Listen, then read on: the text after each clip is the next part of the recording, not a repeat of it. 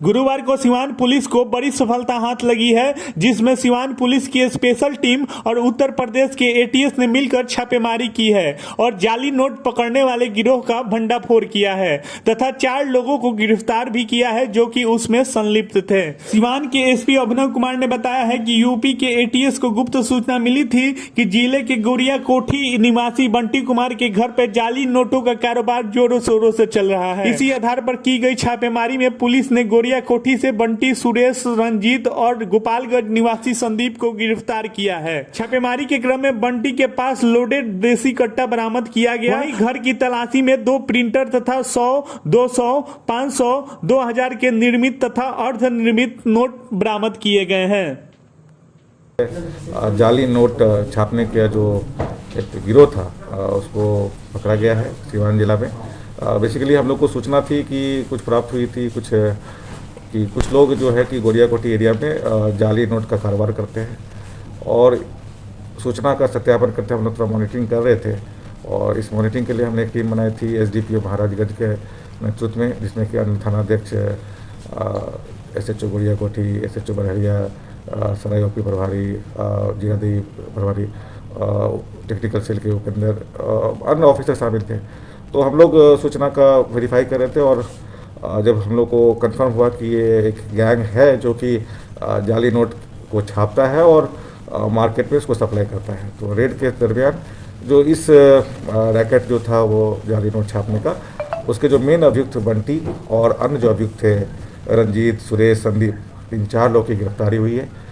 गिरफ्तार 4 लोगों में से 3 लोग तो गोरिया कोठी एरिया के ही है, एक गोपालगंज से है।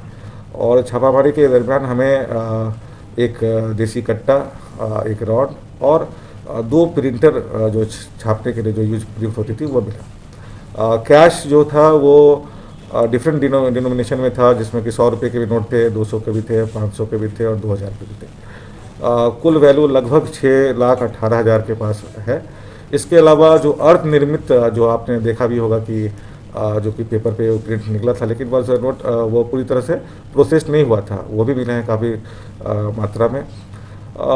ये जो जाली नोट का कारोबार था, इस जहाँ तक कि ये मुख्य अभियुक्त जो है बंटी, उसका तो अभी तक हम लोग को अनुसंधान में आपराधिक इतिहास नहीं मिला, लेकिन हम लोग वर्कआउट कर रहे हैं कि अन्य कई जगह कुछ ना कुछ हो सकता है।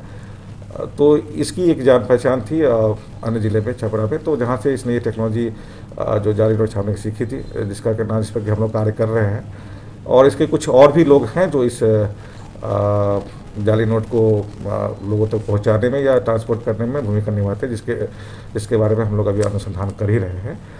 तो कुल मिला के ये है कि ये एक काफ़ी सुनियोजित ढंग से चल रहा था, जिसका कि यहाँ पे बंटी जो अभियुक्त है वो लीड कर रहे थे और इनका नेटवर्क जैसा कि अभी तक के अनुसंधान में उत्तर प्रदेश में भी भेजते थे, चूँकि बॉर्डरिंग डिस्ट्रिक्ट है, तो इसलिए हम लोग इन बिंदुओं पे भी अगर अनुसंधान कर रहे हैं कि कौन रिसीवर था।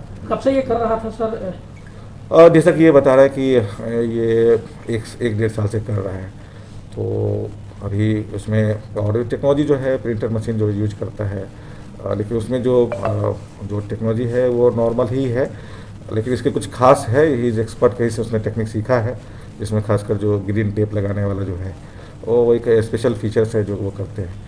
तो अभी तक का अनुसंधान यही है और हम लोग कर रहे हैं इसमें। बाकी अन्य जगहों से, चाहे वो सिवान के बाहर भी होंगे इनके एजेंट या कहीं अन्य जगह पे होंगे, तो अगर अनुसंधान में इन चीज़ों को भी शामिल किया जाएगा और हम लोग आगे। सर ये माना जाए कि इन लोगों के द्वारा छापे गए नोट सिवान के मार्केट में भी घूम रहे होंगे? अगर इन्होंने गोरिया कोठी से संचालित किया है तो संभावना से तो इनकार नहीं किया जा सकता है। और जब भी मामला अभी रिसेंटली बसंतपुर में भी एक फेक करेंसी का मामला आया था, उसमें भी केस हुआ था, तो हम लोग उस केस से भी कनेक्ट करके देखने की कोशिश करेंगे। पेपर कौन सा यूज करता है?